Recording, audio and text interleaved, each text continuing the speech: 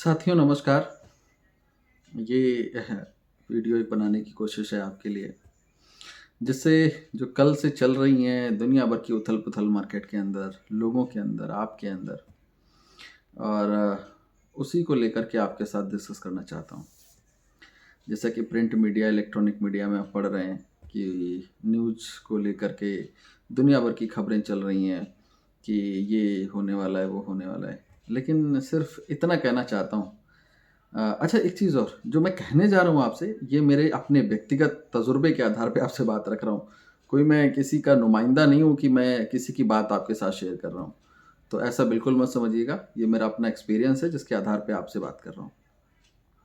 दरअसल क्या है कि मुझे ऐसा लगता है कल से माहौल देखने के बाद, कल शाम से ख़ास तौर पे, कि कुछ लोग ऐसे होते हैं कि किसी चीज़ को किस तरह पेश करना है, उनका अपना अलग अंदाज़ होता है।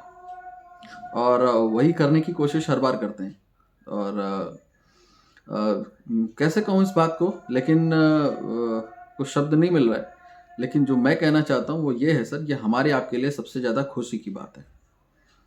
और हमें आपको बहुत ज़्यादा खुश होना चाहिए कि सरकार ने उस इंडस्ट्री पर, जहाँ पर हम अपना आने वाला कल देख रहे हैं, हम आने वाला भविष्य देख रहे हैं, उस इंडस्ट्री को लेकर के सरकार गंभीर हुई है।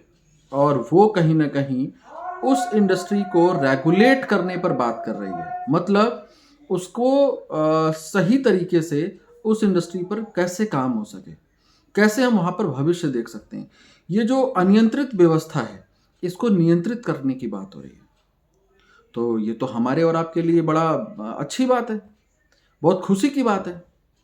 और मुझे ऐसा लगता है कि इसमें किसी भी तरीके का कोई ऐसी चीज़ नहीं है जिसके लिए आपको बहुत ज़्यादा किसी को परेशान होने की ज़रूरत है। आप सोचिए कि बहुत कम समय में सरकार हमारी इस इंडस्ट्री को एक दिशा देने की बात कर रही है, जहाँ से हम अपना और आने वाले अपने कल, या यूँ कह लें हम अपना भविष्य देख सकते हैं इस इंडस्ट्री के अंदर, किस तरह हम आगे बढ़ाएँ। तो ये हमारे लिए बड़ा शुभ संकेत है। और रही बात जब भी कोई चीज़ रेगुलेट होती है, तो सबसे ज़्यादा फ़ायदा किसको होता है? सबसे ज़्यादा फ़ायदा होता है उस इंडस्ट्री के अंदर जो एंड यूज़र होता है, जो सबसे निचले पायदान पर होता है, जिसको लगता है कि मेरी सुनवाई कहीं नहीं होगी। मुझे मुझे कुछ प्रॉब्लम होगी तो मैं कहाँ उस चीज़ को डिस्कस करूँगा? मैं किससे कहूँगा? तो जब रेगुलेट हो जाती है इंडस्ट्री, तो उस इंसान को ये मालूम होता है कि अब उसको अगर कोई प्रॉब्लम हुई तो उसको लेकर के कहाँ पर वो जाए अपनी कंप्लेंट के लिए। तो रेगुलेशन के बाद ये सब होने वाला है। याद रखिए और याद करिए भी। ये पहली बार अवसर नहीं है, पहला मौका नहीं है जब कोई इंडस्ट्री रेगुलेट हो रही है। बैंकिंग व्यवस्था को भी सरकार ने रेगुलेट किया। RBI, state bank of India से लेकर के और बहुत सारी प्राइवेट बैंक भी आज संचालित हो रही हैं। और उसके अंदर हर एक चीज सिस्टमैटिकली सिस्टम से हो गई है। आज किसी को कोई प्रॉब्लम होती है, और दूसरा आप ट्रस्ट कर सकते हैं, और एक सामाजिक मान्यता भी है। तो ये सारी चीजें सिर्फ बैंकिंग में नहीं, और एग्जांपल ले लो, आप इंश्योरेंस ले लो। एलआईसी मालूम नहीं कब से काम कर रही थी, बहुत वक्त हो गया, कोई 1953-56 अलग अलग राय रखते हैं। और भी बहुत सारी चीजें चल रही थी इंश्योरेंस के अंदर, बहुत सारी कंपनीज होंगी उस टाइम पर, आईआरडीए से पहले।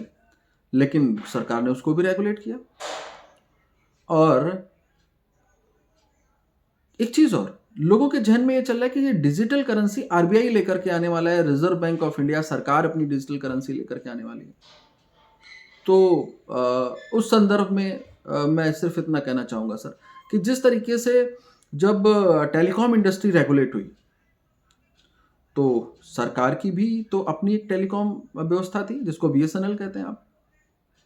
जब और बहुत सारी बाकी जो उसी के इर्द गिर्द सरकार ताना बाना बुन देती है कि व्यवस्थाएं इसी के अनुसार चलेंगी और आपको उसी के हिसाब चलना है। आईआरडीए को जब उसने रेगुलेट किया, इंश्योरेंस को रेगुलेट किया, आईआरडीए बनाया, तो उस दौरान भी एलआईसी के इर्द गिर्द सारा ताना बाना बुन दिया गया, और उसी के अनुसार सारी व्यवस्थाएं बन गई, और लोग अपना काम करने लगे, और इंडस्ट्री रेगुलेट हो गई। प्रॉपर नियमावली, सामाजिक मान्यता है। आज वहाँ पर आप करियर, भविष्य, फ्यूचर सब कुछ के लिए आप सोच सकते हैं। ठीक उसी तरह रिजर्व जब बैंकिंग व्यवस्था हुई तो वहाँ पर भी स्टेट बैंक और आरबीआई इनके इर्द गिर्द सारा ताना बाना बुना गया। तो वैसे ही जब आज सरकार ये कह रही है कि हम अपनी डिजिटल करेंसी को लेकर के बात कर रही है, तो ये तो बड़ी अच्छी बात है कि सरकार अगर कोई डिजिटल करेंसी लेकर के आती है तो कहीं ना कहीं व्यवस्थाएं उसके इर्द गिर्द होंगी, और ये हमारे लिए बहुत अच्छी बात है। तो इसके लिए बिल्कुल भी टेंशन वाली बात नहीं है, ये बहुत अच्छी बात है। इसको उसी नज़र से देखने की ज़रूरत है।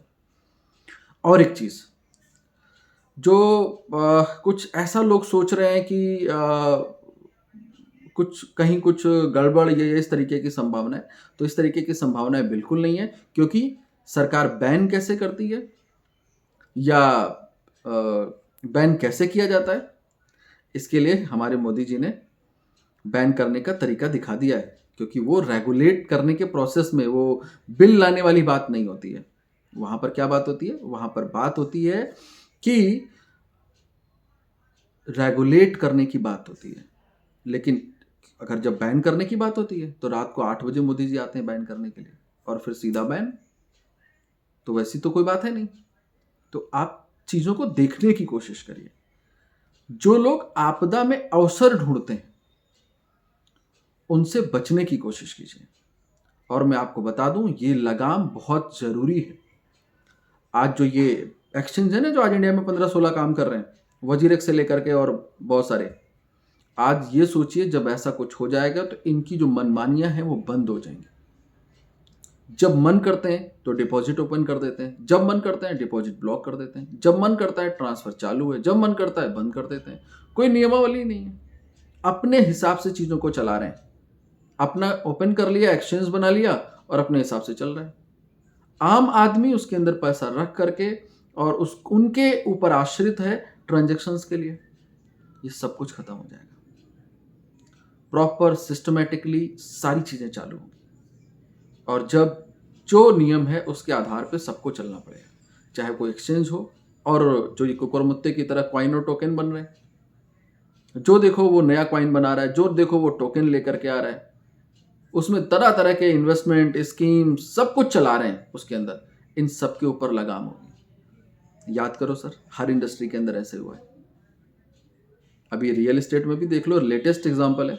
बहुत सारे जो देखो वो रियल एस्टेट कंपनी खोल रहा है, रियल एस्टेट में काम कर रहा है, लेकिन रेरा बनने के बाद पूरी पूरी चीजें नियंत्रित हो गई। और इसमें बेनिफिट किसको होता है? सबसे एंड यूजर को, जो सबसे आखिरी पायदान पे खड़ा होता है, और जो विवश होता है उसकी व्यवस्था का कोई फायदा नहीं उठा सकता है। ये है खासियत रेगुलेट होने की। तो इसलिए बिल्कुल भी हैरान होने की जरूरत नहीं है। सरकार जो कुछ भी गवर्नमेंट आपके देश की करने जा रही है, ये बहुत जरूरी है चीज़ों को नियंत्रित रखने के लिए, जिससे आप अपना भविष्य, अपना कल देख सकें इस इंडस्ट्री को लेकर के।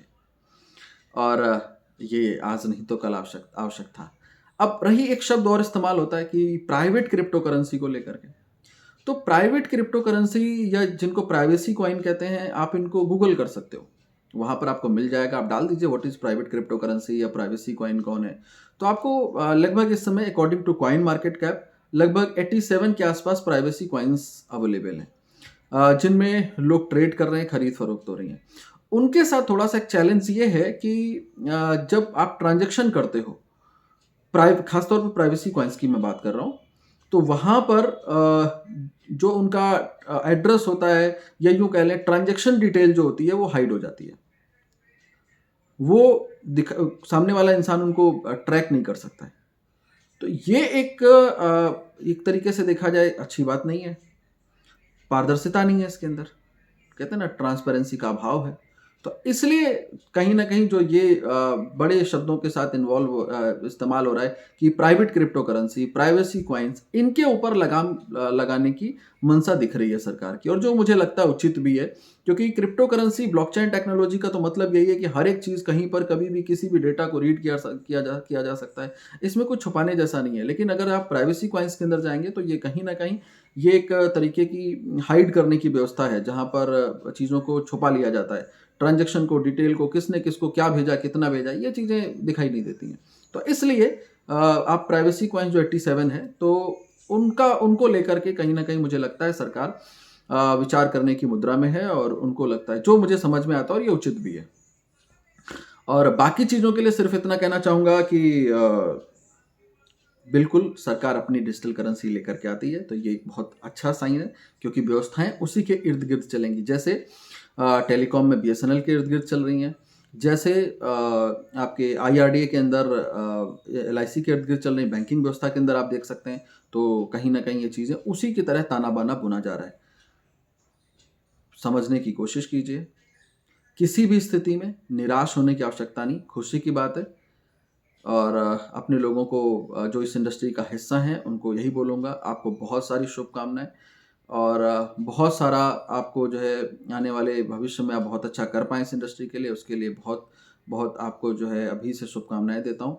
क्योंकि ये इंडस्ट्री अगर रेगुलेट हो गई, तो ये समझ लीजिए आने वाले समय के अंदर आपका भविष्य पूरी तरह सुरक्षित है। और जो ये इस तरीके से कुकुर मुत्ते की तरह कॉइन, टोकन, एक्सचेंज जो मन कर रहा है, जो जैसे बना रहा है, उस पर नियंत्रण होगा, और आपका भविष्य सुरक्षित हाथों में होगा।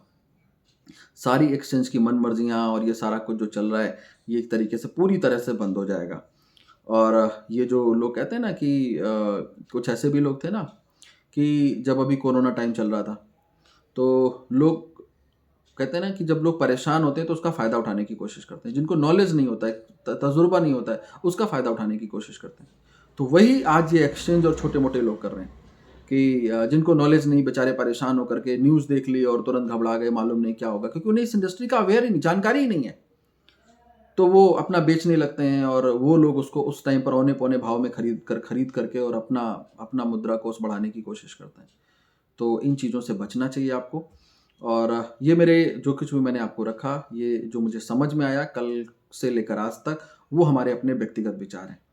आगे आपको इन चीज़ों को कैसे सोचना है, कैसे देख सकते हैं, ये अपने आप मुझसे सहमत असहमत दोनों हो सकते हैं, बट मुझे जो चीज़ें समझ में आई वो मैंने आपके साथ में रखी। तो थैंक यू ऑल, आप सभी लोगों का बहुत बहुत धन्यवाद मुझे सुनने और समझने के लिए। धन्यवाद।